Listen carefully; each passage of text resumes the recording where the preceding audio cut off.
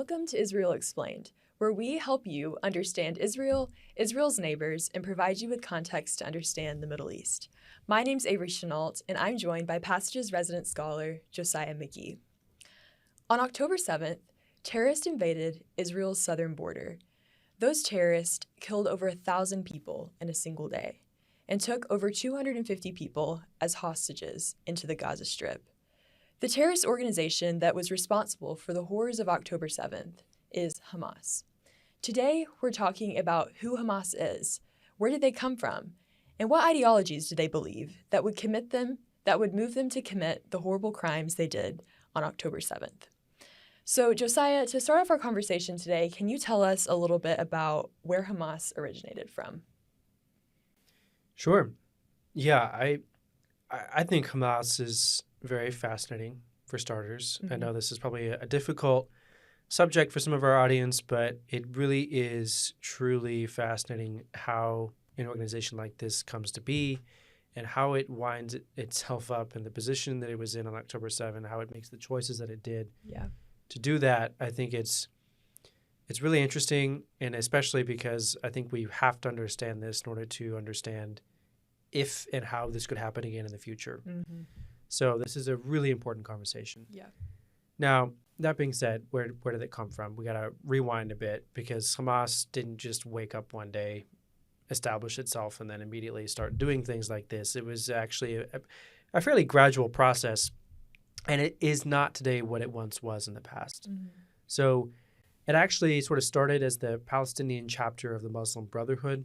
This is an organization that was started in the 1920s in Egypt. It was a social and religious organization that was designed to try to basically prompt or spur some reformation both of politics and of religiosity around the Middle East, Mm-hmm. Greater commitment to Islam, that sort of thing. It was definitely pro a conservative interpretation of Islam, Mm-hmm. pro Sharia law. It was not exactly ideologically aligned with some Salafist groups like ISIS, for example. Yeah. The Muslim Brotherhood is not ISIS. Hamas is not ISIS. But it is certainly of a more conservative orientation along the spectrum, if you will. And the Palestinian chapter specifically did have a nationalist vision. Mm-hmm. So it was kind of buying into this idea of a reformation, of society to make it more Muslim and more a particular interpretation of Islam. It also had some vision for the idea that a Palestinian society could also be created, which was Muslim. Yeah.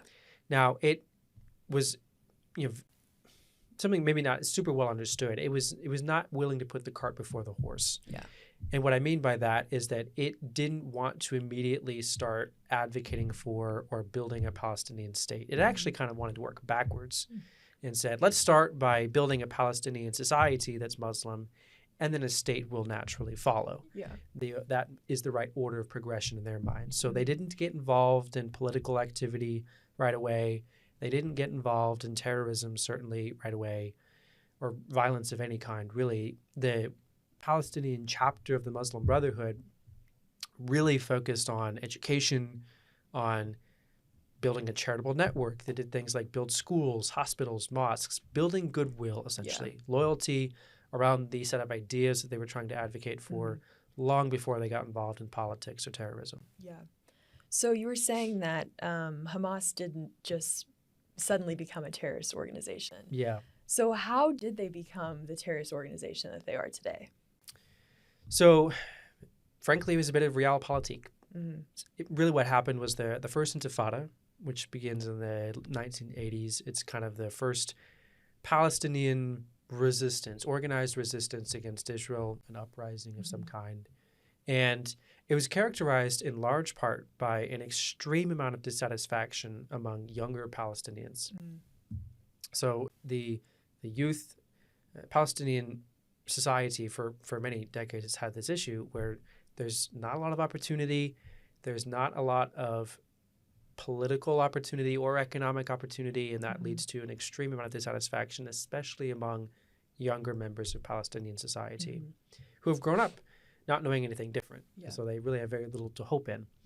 So the older generation was still pretty committed to this idea of staying the course, doing the charitable network thing, reformation of society. They very quickly realized, though, that when this intifada started, that they were going to become irrelevant. Yeah. They were going to get left behind because the grassroots movement of Palestinians advocating for their own state was no longer willing to be patient. They were moving on with or without the organization. And so if the organization wanted to remain relevant, they had to evolve. And that's really what they did. They evolved. They basically branched off of the Muslim Brotherhood. They became independent of the Muslim Brotherhood. They took on a new name for themselves, the Islamic Resistance Movement, which is basically what Hamas spells. Hamas is the acronym for this name. And it became, for the first time, a political and violent organization. It was not that way before, but really it was just because of the external politics around them, the reality that they had to deal with, that they evolved into that. Yeah, it's definitely important to understand the history of Hamas to have more of a context for who they are today. Sure. So can you tell us a little bit about how Hamas is structured? So it's actually a pretty complex organization. And I think this question comes up fairly often, especially because you hear questions about different statements that are made from different Hamas officials. So if you've been following the headlines since October 7, I'll give you two examples of headlines you might have read and kind of scratched your head going, how does that work? I mean, what? There's two great examples. One, when it came out, there were headlines reporting that the Hamas leadership wasn't aware of the fact that October 7 was going to happen, that it was kind of an operation planned in the Gaza Strip and executed without the awareness of the Hamas leadership, which sounds kind of absurd. I mean, how does something as significant and large-scale and horrible as October 7 happen in Hamas leadership living in Qatar on the other side of the Middle East doesn't know the day that it's going to happen? That's a little bit crazy. That's one example, and hold on to that. We'll come back to that in a moment. The other example is you have Hamas officials around the Middle East and in the Gaza Strip constantly contradicting each other about what is or is not the status of negotiations for hostages or a ceasefire and this and that. So how is it exactly that everyone seems to have their own perspective or agenda on how this is going to play out? And there isn't exactly a perfectly unified front that Hamas is presenting. It really comes down to the structure of the organization. The organization is complex. It is relatively siloed for security purposes, and it makes sense. If you want to prevent leaks, you have to silo information very carefully in order to make sure that it doesn't get out. It's a need-to-know basis for a lot of information and decisions that are made.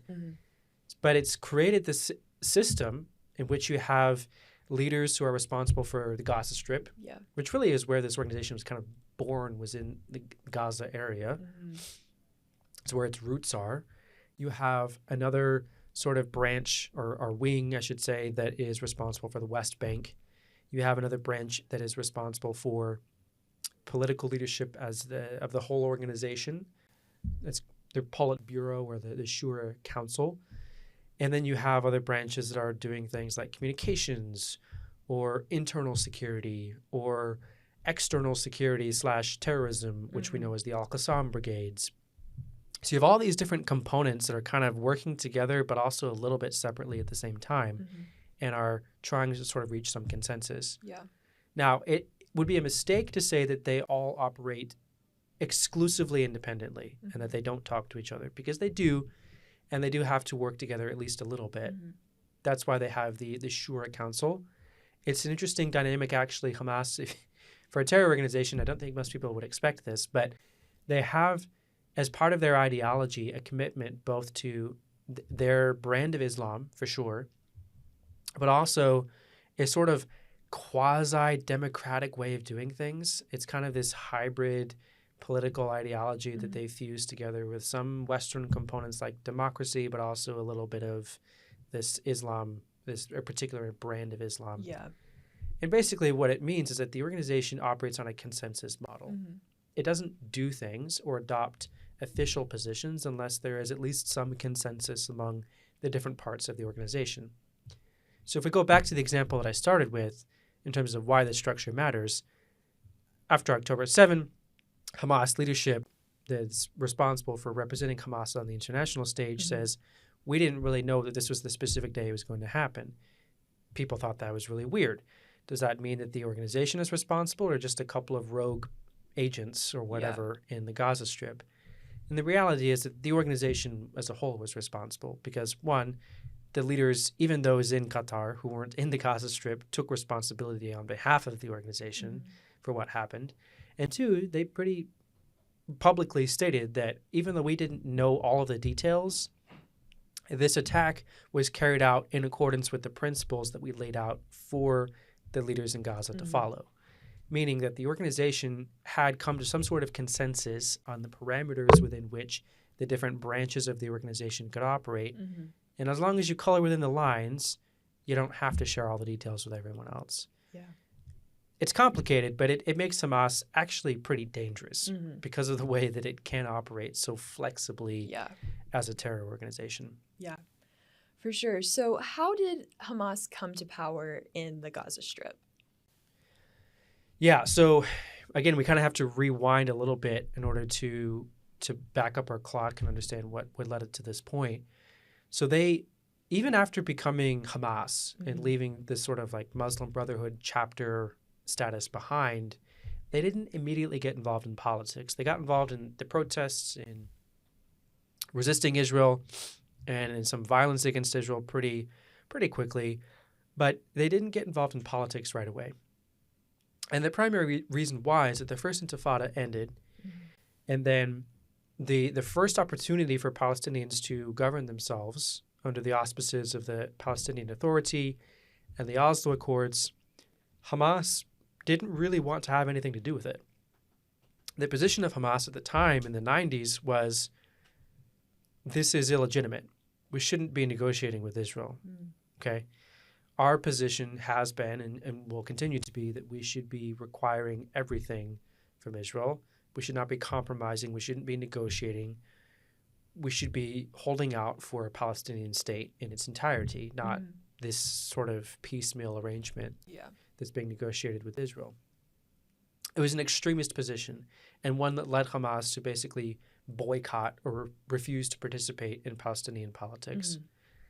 That didn't last forever, though, because the Oslo Accords failed, as Hamas predicted that they would. And the second Intifada starts in about the year 2000. So between 2000 and 2005, you have the second Intifada happening. You have Hamas, but not just Hamas, but also Fatah and other political organizations within the Palestinian sphere, again, engaging in extreme violence against Israel, in some cases competing to see who could engage in the most violence against Israel. And Hamas continued to kind of, at best, maybe dabble in, but not really engage with Palestinian politics through most of the second Intifada.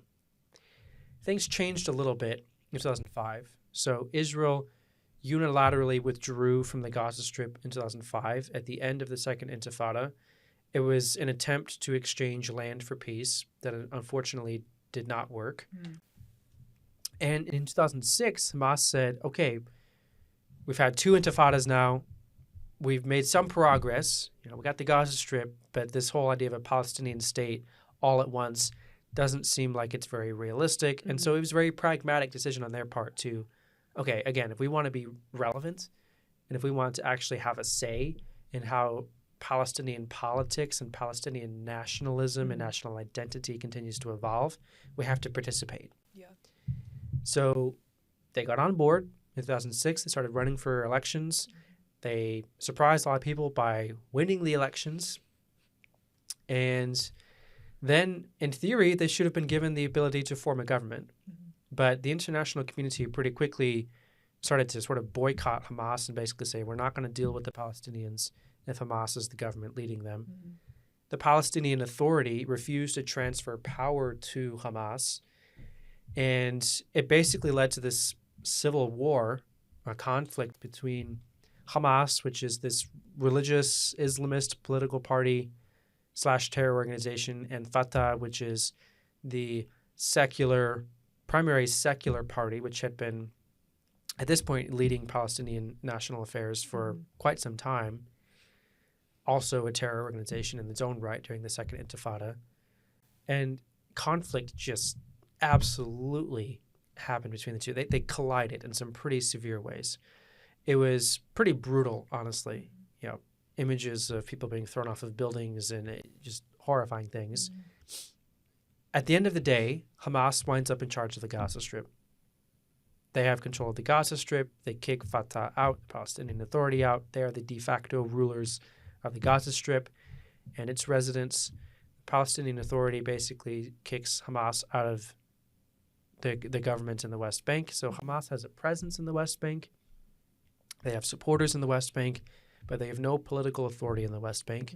The Palestinian Authority and Fatah is running the Palestinian Authority in the West Bank today. That became the mechanism by which this pretty significant split between different factions of Palestinians happened, but also the way in which Hamas, for the first time, found itself actually governing a piece of territory. Wow. So I think whenever we are thinking about different terrorist organizations like Hamas, it's really important for us to consider what beliefs they have that are driving them to commit the acts of terror that they are. So could you tell us a little bit about what does Hamas believe? It's complicated. It unfortunately is a pretty complicated situation. So on the one hand, to anyone watching this video, you can read the charter. It's available online, both the original and the updated version, most recently updated in 2017. It's there, English translations, and you can read for yourself what they believe, and it's pretty stark, a lot of what they have to say. On the other hand, I think we have to caution people a little bit that it's not a purely monolithic organization, okay?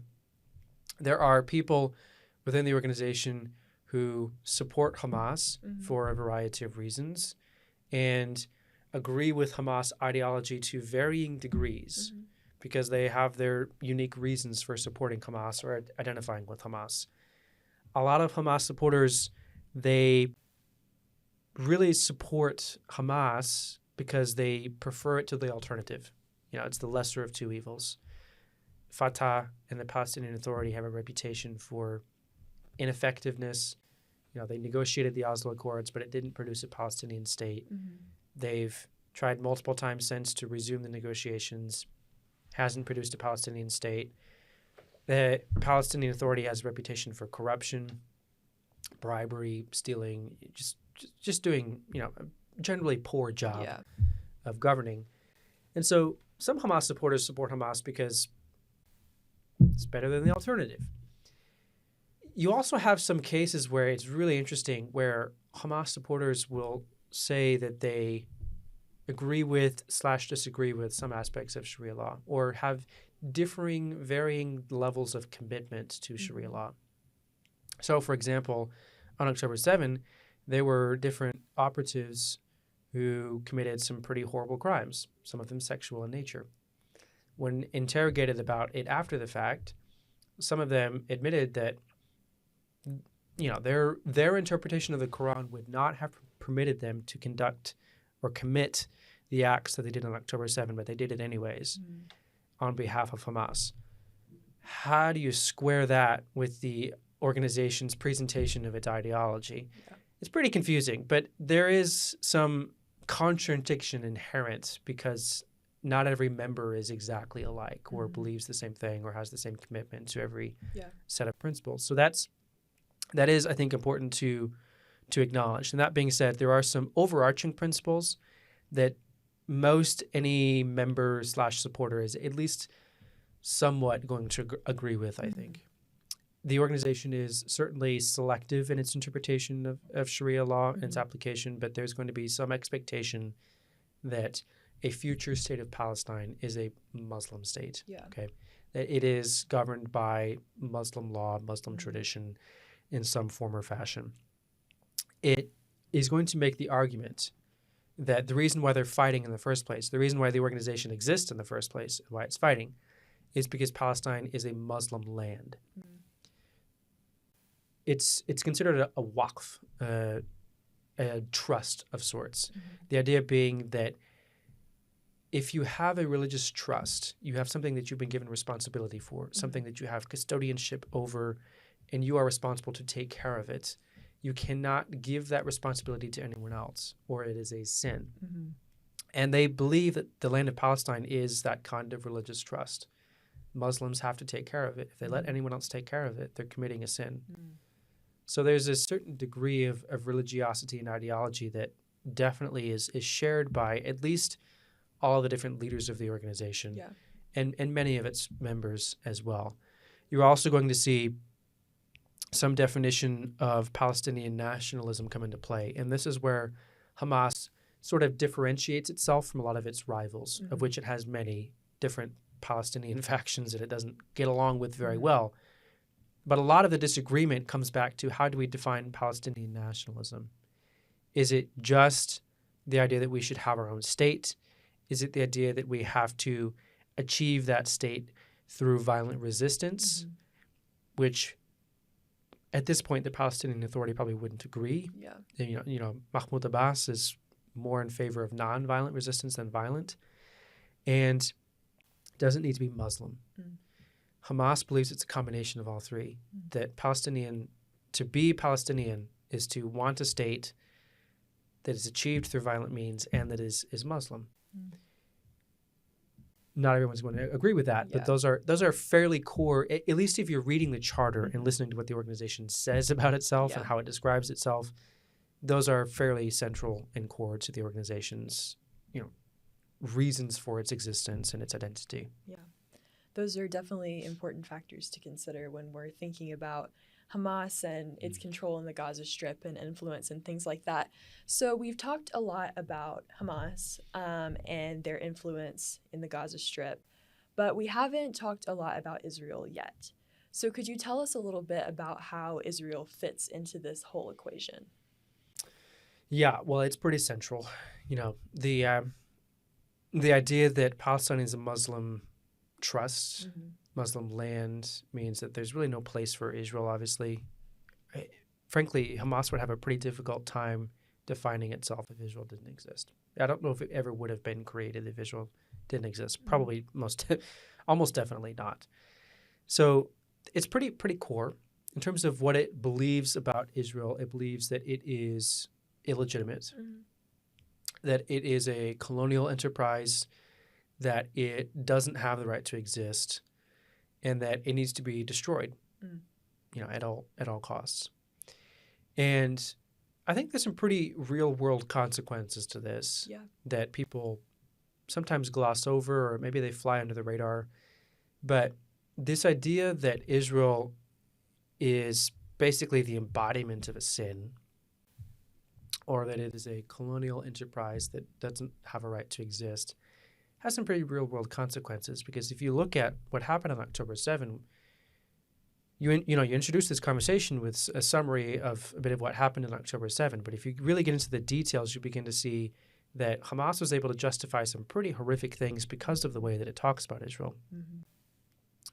It would be very difficult for Hamas to justify things like killing elderly women, or killing children, or killing parents and children together, if the existence of a person who poses no direct threat to Hamas is still considered in some way to be a threat or a sin of some kind that needs to be remedied or fixed.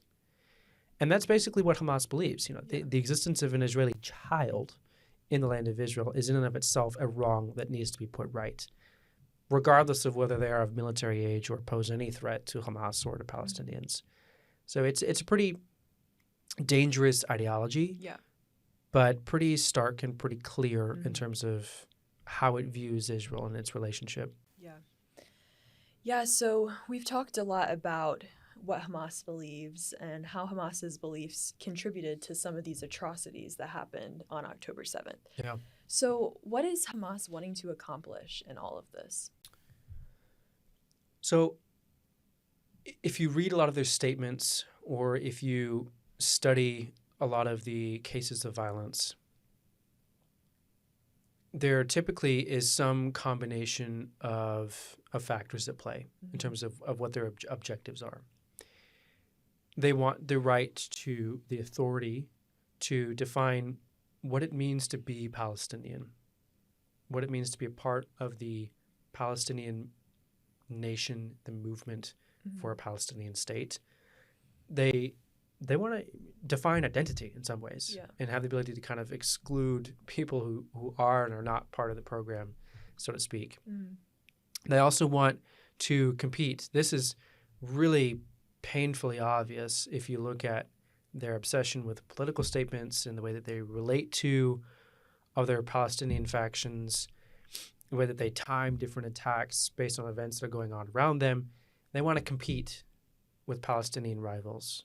They want Israel to be forced to pay attention to them and to give them what they want. They also want Palestinian rivals like Fatah to be forced to pay attention to them and give them what they want, which is some greater degree of control, autonomy, influence, these things. They really want to be seen as the leader and the protector of the Palestinian national movement. It's really quite interesting. Do you know what the name of the October 7 operation was called? I don't. So Hamas actually named the attack on October 7. They named it the Al-Aqsa Flood. Super interesting because there was absolutely nothing going on in the Temple Mount on October 7. There's no fighting, no clashes, not really protests. It was kind of a non-issue, and it didn't really make sense to a lot of people.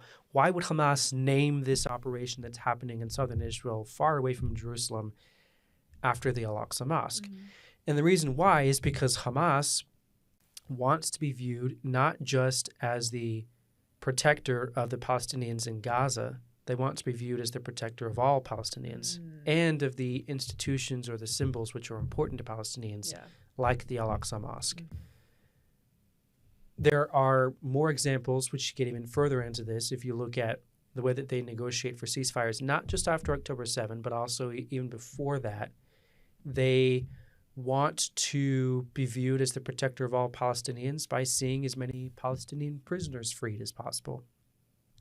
They've been negotiating very hard. And by the way, not just for prisoners who are affiliated with Hamas. They want Israel to free prisoners who have committed acts of terror on behalf of other Palestinian factions. So what they're trying to do is convince Palestinians that Fatah can't protect you. Hamas can protect you. Doesn't even matter if you're a member of Hamas. We're still the only ones you can trust to protect you from Israel. And they prove that by trying to force Israel to free prisoners from across the Palestinian political spectrum. They also have to balance in some ways the responsibility to govern the Gaza Strip. So in some cases in the past, they might have negotiated for things like, easing the blockade on the Gaza Strip, allowing more goods in and out, more workers in and out of the Gaza Strip, because there was a partial blockade even before October 7. It's become pretty clear, though, that Hamas doesn't really view their responsibility to take care of Palestinians in Gaza or prioritize it the same way that they do some of their other priorities. Like their political power, their influence, their reputation, their ability to effectively terrorize Israel all seem to rank higher on the list of priorities than taking care of Gaza, honestly, because Gaza's been just devastated by this war post-October 7, and Hamas has had opportunities to stop it and didn't. So it seems like part of what they're trying to accomplish is unifying their support, not just in Gaza, but also increasing their level of support from other Palestinian factions, and especially in the West Bank, so that they can try to sort of correct maybe the split that happened between different Palestinian factions in 2007, and ideally come out on top.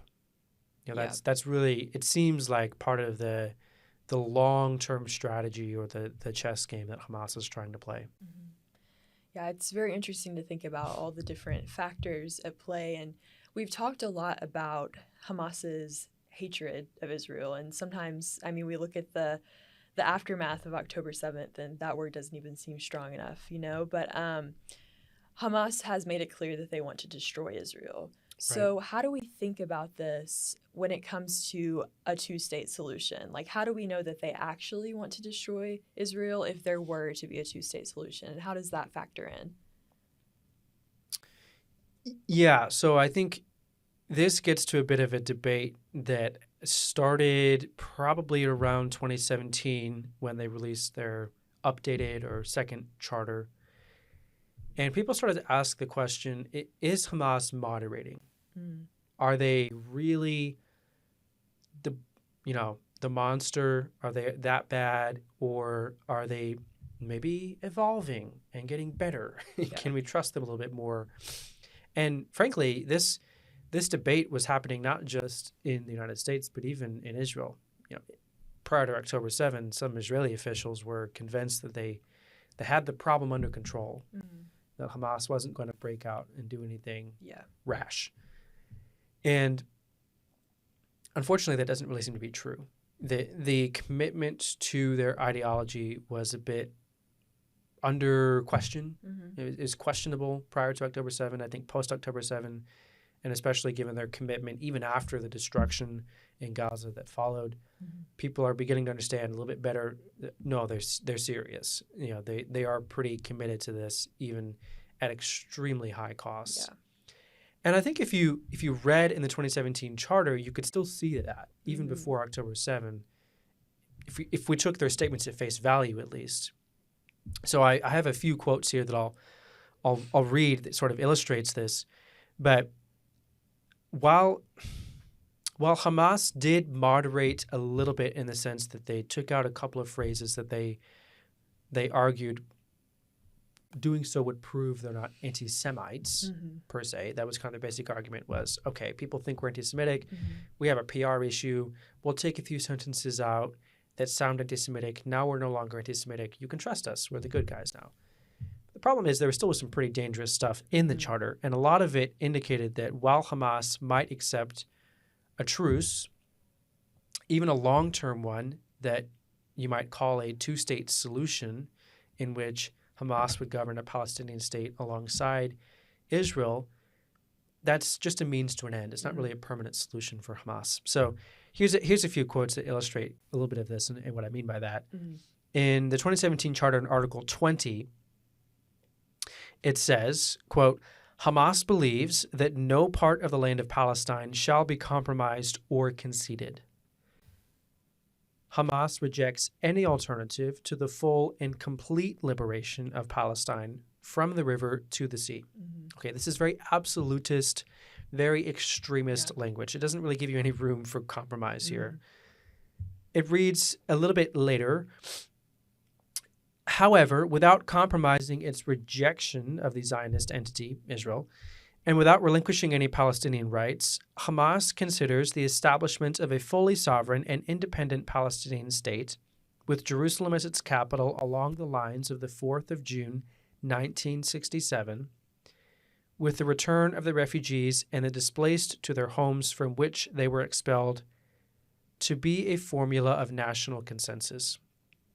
Okay, that last phrase is very important, but before I explain that, 4th of June, 1967, that basically means we'll take a two-state solution along the same borders that existed prior to the Six-Day War in 1967.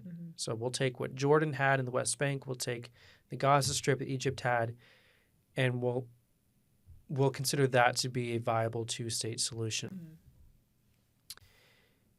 This phrase, to be a formula of national consensus, what does that mean? Well, this is evidence that even today, Hamas is still struggling to reconcile these strong poles in either direction between ideological purity and commitment to everything that it claims to stand for and political pragmatism. Hamas realizes, because it's watched the Palestinian Authority go through this already and Fatah go through this, that it's not going to be able to get everything at once. But if it doesn't get something, the Palestinians are not going to be patient long enough and wait long enough for Hamas to completely destroy Israel before a Palestinian state can be built. So basically, we got to do what we got to do in order to remain politically viable, and that means a two-state solution in the short term. If you continue reading in the charter, though, a few lines down, Article 27, a real state of Palestine is a state that has been liberated. There is no alternative to a fully sovereign Palestinian state on the entire national Palestinian soil with Jerusalem as its capital. Okay, and if you read the charter thoroughly, what they mean by entire national Palestinian soil is everything that comprises both the Palestinian territories and Israel today. Mm. So they're bookending this acceptance of a two-state solution with pretty clear, obvious statements that that's not the end goal. Yeah. That's a temporary solution. The permanent solution to this problem is that Israel no longer exists. Mm-hmm. And that we don't have a two-state solution, but a one-state solution that doesn't include Israel and is governed by Hamas. The own charter makes it really very clear that Israel's destruction is the ultimate goal that Hamas is trying to achieve. Yeah. Well, Josiah, thank you so much for sharing all that you did with us today. These are a lot of really complex and heavy topics, but are very crucial to understand, particularly with what's happening right now with the Israel-Hamas war. So thank you so much for sharing with us. Thank you. And thank you so much for taking time to watch this episode. We hope that it was beneficial to you and that you were able to learn a lot. If you have any more questions about this episode, leave them in the comments below, and we would love to see what questions you have. If you want more resources regarding these topics, look at the description below for some additional resources. Also, you can follow us on social media for more content related to Israel and the Middle East. Thanks so much for watching, and we'll see you next time.